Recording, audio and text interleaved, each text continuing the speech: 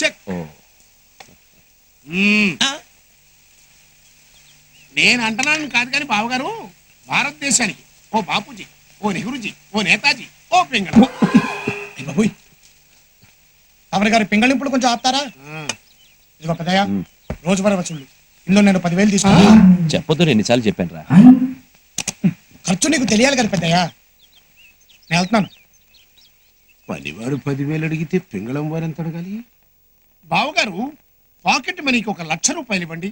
పింగళం వారు చేయి చాచటం, ఇచ్చే అదృష్టం ఎదుటి వారికి దక్కటం చాలా అరుదుగా జరిగే పని. 1,00,000 ఎందుకో? మమ్ములను పలకరించిన వాళ్ళకి బక్షీసు విసరటం ఈ పింగళం వారి వంశాచారం. తమను ఎవరు పలకరించకూడదని సింహాద్రి ఆర్డర్. అయితే 10,000 ఇవ్వండి. ఎందుకో? మా మీసాలకి సంపెంగ నూనె ఖర్చుకి. ఆల్రెడీ మీ గదిలో డబ్బా నూనె ఉంచాడు. మీసాలకే కాదు, ఏ ప్లేస్ లో కలిస్తే ఆ ప్లేస్ లో పూసుకోవచ్చు. అయితే 1,000 ఇవ్వండి. ఎందుకో? మేము వాడే చుట్టల లంక పొగాక్కి. ఆల్రెడీ స్టోర్ రూమ్ లో 4 కట్లెట్టాడు సింహాద్రి. సరే 100 ఇవ్వండి. ఆగరా.